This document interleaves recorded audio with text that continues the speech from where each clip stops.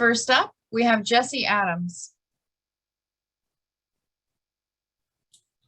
Hello, I am Jesse Adams. I live in District 6. Many of your pictures today were near my house, which was kind of cool to see. I learned of this public notice from the mailer, and I came here today to say yes in my backyard. The proposed zoning changes are a step in the right direction, but I'm wondering, what are the next steps?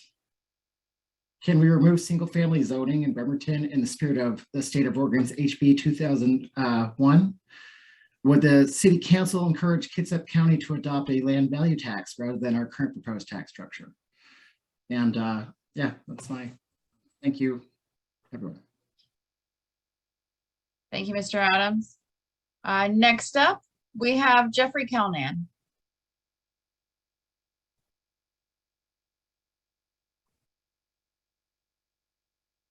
Thank you for allowing me to talk tonight. I want to actually thank Mr. Jackson for his responses to all my previous emails. He's been extremely professional and clear. My concern is, as a landlord of affordable housing within the downtown area and the R10 area, which I have a vacant lot available for development.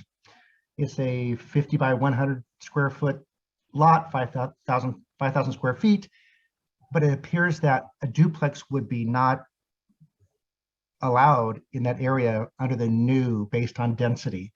If they could be more specific about R10 5,000 square foot lot based on density, would a duplex be allowed to be built? Thank you, Mr. Kelnan. Just a reminder, this is not generally a Q&A period, so I definitely encourage you to follow up with another email to Mr. Jackson. Absolutely. Thank you for that clarification. And I will post that question out. And I want to encourage everyone to realize that most of the city lots in downtown Bremerton are 50 by 100, and small duplexes would be a great value for affordable housing if allowed in that area. Thank you. Thank you very much, Mr. Kelnan. Next up, we have Gina. Hi, I have a vacant lot over on Beach Drive. I had talked to Mr. Younger about this several years ago when we wanted to build all this road. It's like a an alleyway that just has duplexes on it. And I was told that we were not able to build another duplex. So it's been sitting vacant all these years waiting for something like this to happen. So I am really hoping that this does go through. Thank you, Gina. Next up, we have Kathy T. Bradley. Hello, thank you all for hosting this public hearing. Yeah, I got a flyer in the mail asking to join this public hearing, and I really appreciated that flyer. Like, that was very perfect. And also thank you, Garrett Jackson and Kate Millward, for putting on that information session. I came here not really knowing what to expect, but that was a lot of information that was really wonderful. And I really appreciate you all putting together that information to explain the complexities of what's going on. And yes, I just wanted to come here and say I absolutely support all these changes. I was super excited when I read this flyer.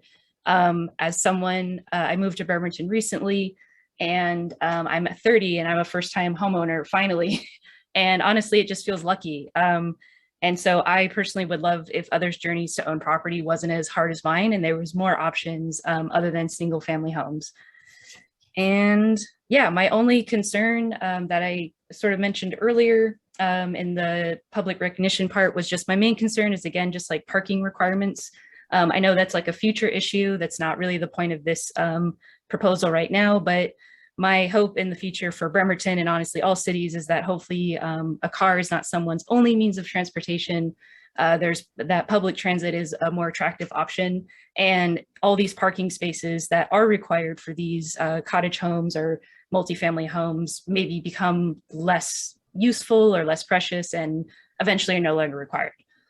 So thank you all again for all you're doing. And yeah, again, just to reiterate, super support this whole proposal. Thank you, Ms. Bradley. Next up, we have Sue Flan. Hopefully I said the name right. Hi, This is Susan Plon, and I really appreciate the meeting tonight. I'd like to echo the thanks to Mr. Jackson and Ms. Millward for their information. I'm especially excited about the opportunity to develop cottages, because I think that they create a really nice neighborhood feel, as opposed to, you know, really tall buildings and something with no outdoors. So I'm looking forward to learning more about that. We do own some property on Marion Avenue that has nearly an acre, so I'm curious what that will take. And I guess this is in form of a suggestion, but you know, it could also be a question, because many of us small landowners are not professional developers. I would find it to be really helpful, and I'm sure I wouldn't be the only one, if some sort of informational resources could be put together for people like ourselves about what it would take. What are the steps to consider adding, you know, a couple of cottages or a duplex to a piece of land if you have the space for it. So thank you very much. And that's all I had to say. I am in favor of passing your recommendations. Sounds good.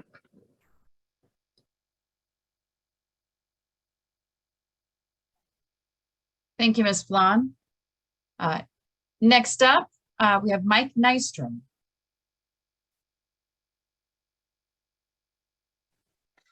Thank you. It's actually Mike and Lisa Nystrom, and I'm going to let my wife speak first, or she's going to speak first. There's no letting.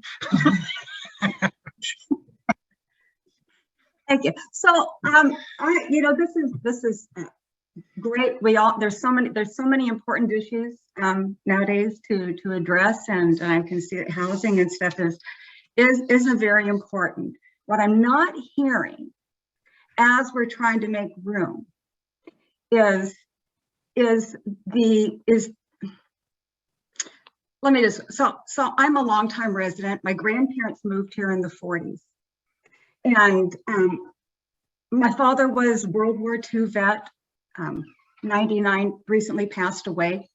So I was born and raised here. And one thing that Kitsap County has that very few places in the world have is the beauty, the land. This is the evergreen state.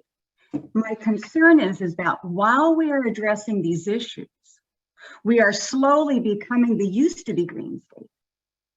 That it's a monopoly game of how much can we pack in an area without thinking, how can we preserve the things that make a community a community? People come over to the Kitsap Peninsula because they're stressed, because they live in cement cities. Bellevue, if you haven't been over there, has a lake downtown. And you know why you'd never know? Is because no one protected it while everything grew up around it. Kitsap County, especially Bremerton, is one of those beautiful, beautiful places where every blue collar worker could drive downtown and you could see across to Manette. You can see the top of Mount Rainier, and you go across the bridges and you see the Olympics, and everyone enjoys it. It's what you live for. It's what makes living in a middle class community makes you feel rich. And it's the land and the beauty that nurtures everyone here. And as we slowly erode that away, I hope that that's taken into consideration, that the views, we don't continue to hide the beauty with high, expensive things that block the view, like downtown. The direction is not good. And as we're going down Highway 303, that as we're making affordable housing, we don't become like between Tacoma and Seattle, where you've lost all the green, the things that made it wonderful to live here. Otherwise, you just have a Pottersville where we've crammed in as many places as we can, but nobody really wants to live there. The only people that live here will be the ones that can't afford to move out. So if while we're cramming these places in, if we can make sure that there's some green areas, you have developers that when they're clearing all the land, that they don't cut down any more than they need to. You can leave the existing forest. You don't have to replant with new, so that we preserve the most valuable thing that Bill Gates, no one else can buy, but we're slowly eroding of why people want to live here. It makes it okay to live in a blue collar community because of its beauty. Bremerton will keep giving to us as long as we take care of her and we don't exploit her and use her as a commodity so that everyone benefits, everybody, even those that will live in these small cottage communities, will be proud to be from a community that retains its beauty, retains its green, retains its areas for everybody to see and not blocked for the wealthy. I don't hear this being addressed as we do it, and it can be done. I see Gig Harbor, when they make their downtowns, they don't just clear cut everything down. They bring in the developers that keep existing green and build around it. Other areas do this, and I hope that Bremerton recognizes the value of what we have that no other place in this area, not Bellevue, not Seattle. And if we develop at the expense that they have, pretty soon no one will want to live here either. They're going to want to go to the next place before they exploit it. So if we can get growth that's sustainable and retain the beauty that benefits everybody that lives here. And I would hope that that's taken into consideration. And thank you for listening. Thank you, Ms. Nystrom. So for this public hearing, and I'm going to pause. I know, Mr. Nystrom, you're next. There's two things that I'd like to say. First of all, we would like to try to keep comments to 3 minutes for each participant, and then we can circle back if there's other comments. The second thing that I need to clarify is that I made a mistake earlier when I said this is not typically a Q&A session. City staff are absolutely welcome to address questions if they feel like they have answers. And so apologies for that miscommunication. So Mr. Nystrom, I think you're up. Yeah, I'm not nearly as eloquent. Just to reiterate what Lisa said, really, it's just to keep the feeling of a community, and to not lose sight that we develop and incentivize green areas within the zoning, within the building permitting, so that we're just not clear cutting. There are so many examples driving around Kitsap County. There's one on Waga Way going towards Central Valley where, you know, we've lived for, you know, before the Bremerton house. And it's like 50 houses going up, you know, off the side of the highway, and it's all clear cut. You know, not a single tree remained. And I don't know if it's, you know, affordable housing or not. It, you know, low 400s. I don't know if that's affordable. It doesn't sound like it to me. But, you know, it's an example. And we're in the parking, you know, and I understand incentivizing public transit, but to not take into account the reality of today, if you allow 1.5 houses or cars per resident, but people have 2 or 3, all that does is push all the cars out onto the street. And it makes, you know, and you drive by these neighborhoods and there's nobody parking in the neighborhoods because they don't have parking. They're all parking along the public street.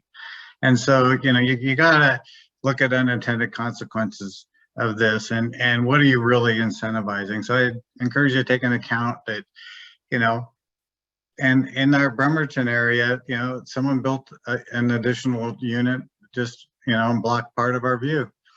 And there's no room to park cars on that lot. So they're parking on the street, another home parking on the street. It just crowds the street. And that's the reality, you know, of, you know, it may make it easier to zone it by dropping the parking requirement or to build, but it just pushes all the problem onto the street. And so anyway, I'd like you to, you know, take that into consideration as well. Thank you. Thank you, Mr. Nystrom. Next up, we have Jessica Ferris. Please correct me if I said your name wrong. That's okay. It's Jessica Ferris. Yeah, so I'm here to just have a public comment to say that I support this initiative. I guess I don't know if these are necessarily questions or concerns, but one of the things that I am interested in knowing more about is it's already been presented previously, but the increase in public transportation, I do think that that's a concern. I'm a huge advocate for public transportation in general.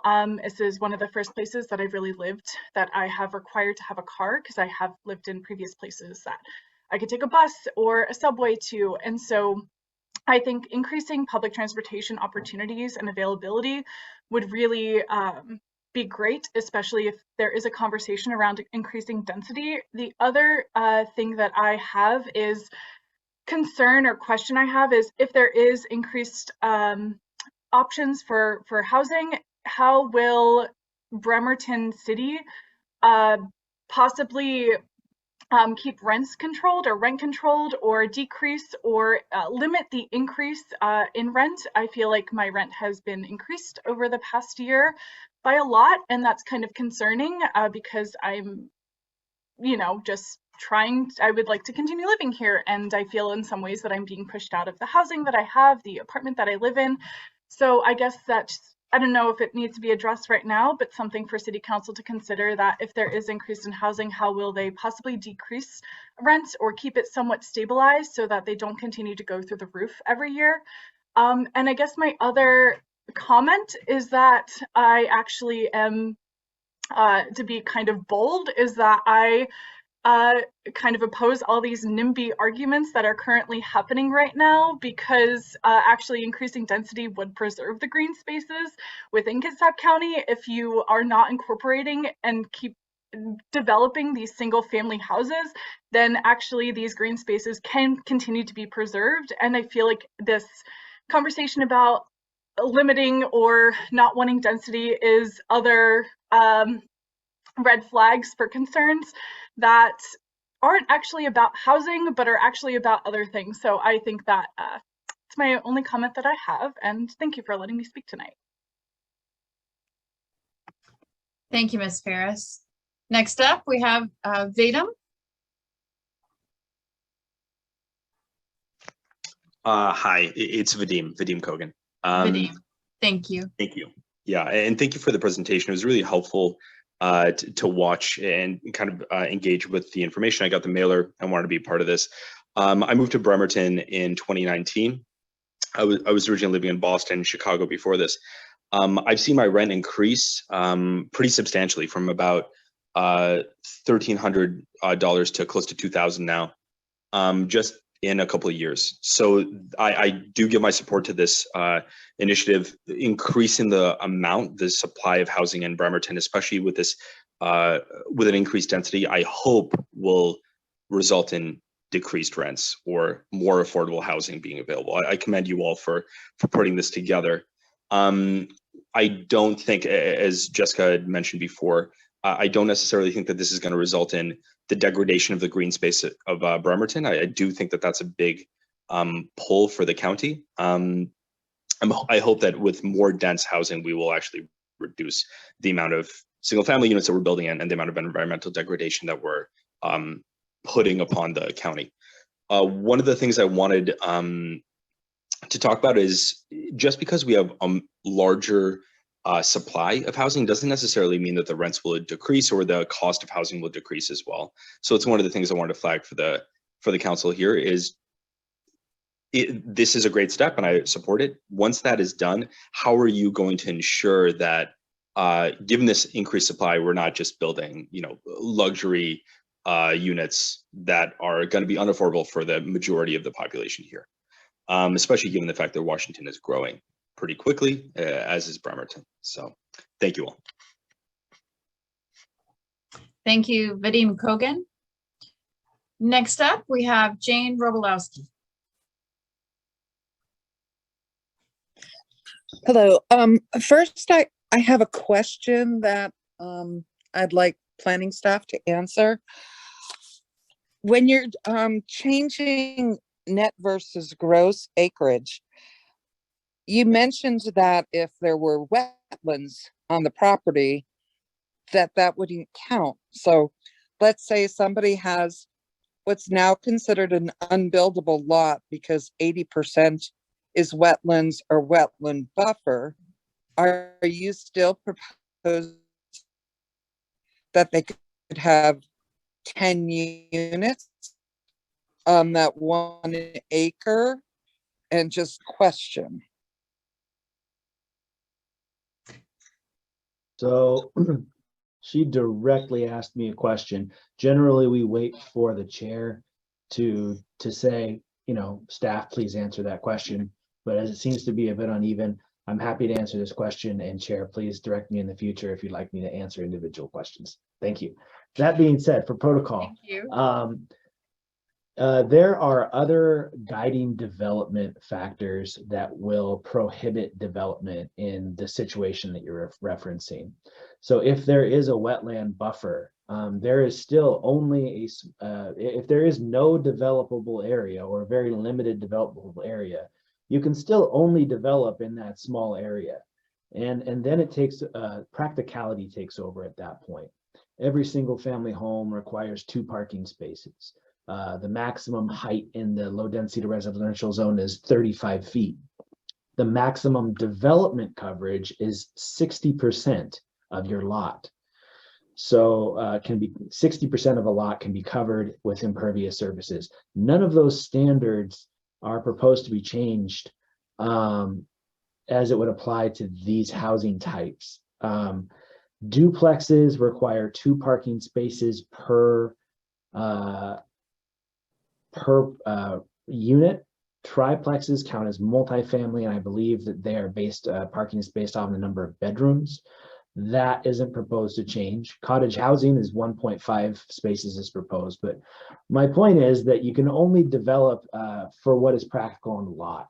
So you wouldn't be able to fit 10 dwelling units into a small developable area. And a point that I failed to make earlier is, as the proposal for duplexes and townhomes and cottage housing will not increase density. The maximum density in the R10 zone will continue to be 10 dwelling units per acre. It's just housing types that are allowed. So I thought that I would make that point while addressing your concern. Thank you. I'm all for, changing the density and allowing in duplexes, triplexes, cottage housing. That's all fine. But I think we're putting the cart before the horse yet again. We have the worst transit of any place I've ever lived in life. I've lived all over the country, even in rural areas. I had better bus service than we do here. So, for years and years and years, all we've done is support Kids Have Transit to become a ferry service and have everybody in the county pay and very few people using. We have terrible, terrible bus service. So that needs to be one of the major steps that we work on. And I don't care if we take all of our REIT money and just get circulator buses for Bremerton alone and just get back to when we had Bremerton Bus Company. I mean, it's awful service. So you can't just keep giving tax abatements for luxury apartments and then be surprised that there's nothing affordable, because when they charge $1,800 for a studio, every other landlord in town is like, okay, I'm raising my rent. And that is a big part of why rents have gone up dramatically, is by these luxury apartments that we still haven't made any change on, that aren't paying property tax or paying very small tax. So those are some things that should be addressed also. Thank you. Thank you, Ms. Robolowski. Thank you, Mr. Jackson, for the clarification on protocol. For those who don't know out there, this is my first time chairing a meeting, so I'm sort of learning on the job some of the protocol, and I appreciate your patience. Next up, we have Gray.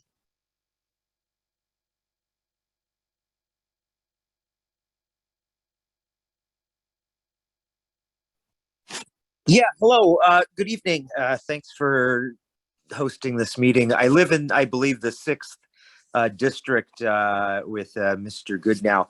But yeah, I'm all for progress. I'm all for people being able to rely less on cars in this town and rely more on bikes. It's nice seeing the bike lanes. It'll be even nicer when Naval Avenue goes on its road diet, so we can get a good example here in town of what a good road diet is. Anyway, yeah, I'm all for it. So yeah, thanks for taking the time to hear me out. Thank you, Gray. Next up, we have Joe Walter.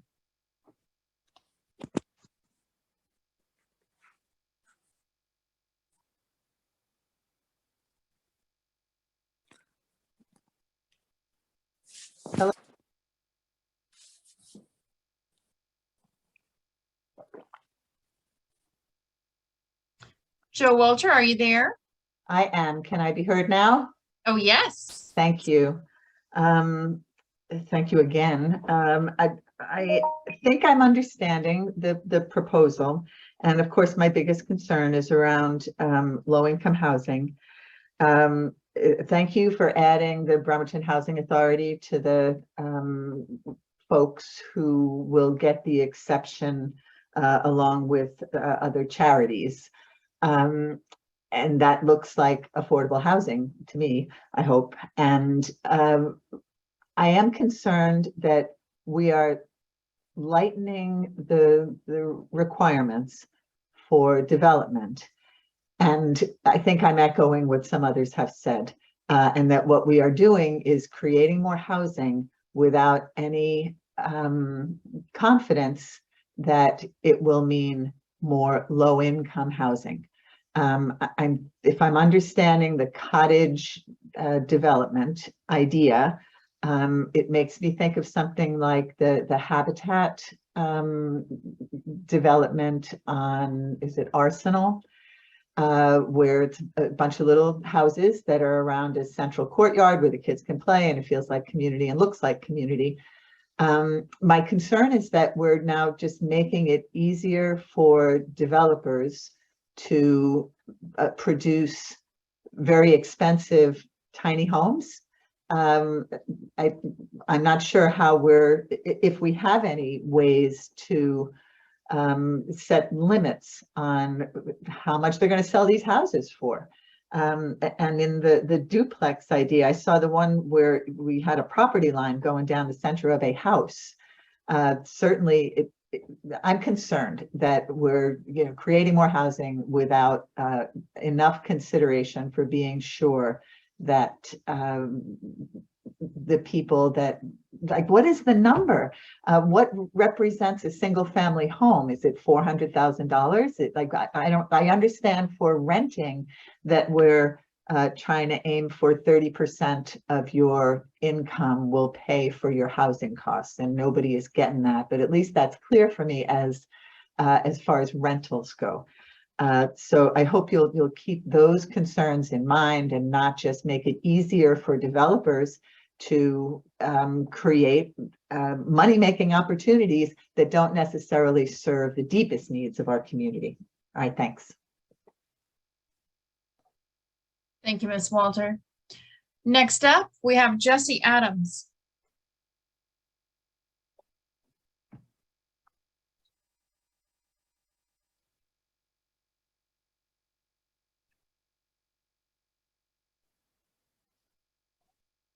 You're welcome to speak. Oh, Adams? Do we have Jesse Adams anymore?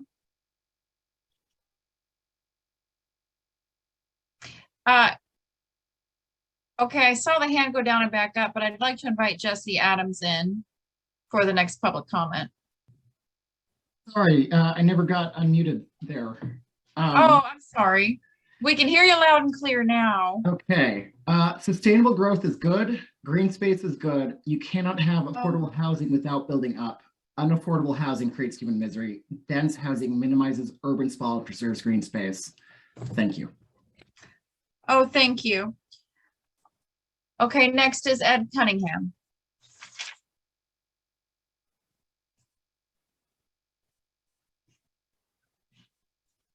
Hi, can you hear me? Yes. Okay, thanks for taking my call.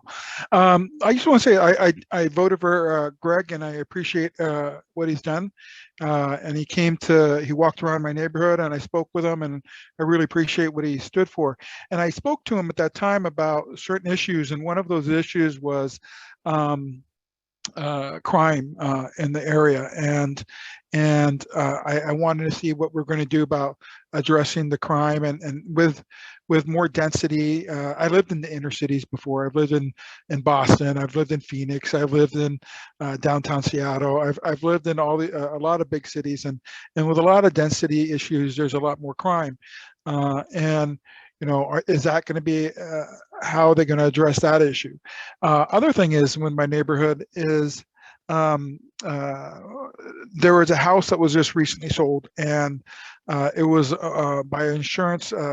Assurance salesman bought the house, and he put 3 houses on the house on the property, cut down all the old growth trees, and the skyline that was there of all trees and stuff. It was a big lot. It's all gone, and now it's just houses, and so the skyline that I bought my house for, and the way I bought the neighborhood and why I moved here is no longer what it is. It's no longer representation of the original neighborhood. And I'm afraid that that's going to happen with more development and more business coming in and trying to maximize their profits with these cottages or these houses. And I agree with other speakers where the question is there any planning structure code, or where they have to have, is it going to be eyesight? Is it going to be eyesores? Is it going to be just where everybody has a free for all and they can do what they want? And then, when you develop and maximize the density, there's going to be people that move in the area that have not always the best purposes. And I only know this because I've lived in those neighborhoods, and I just don't want that to happen to this area. I came here in like 2009, and Bremerton had changed a lot in the last 10 years, and it's gotten better, a lot better with the leadership. I just don't want it to go back just in order to make profits for these business owners or owners of properties. Thank you. Thank you, Mr. Cunningham. Is there any other member of the public that would like to speak on this issue?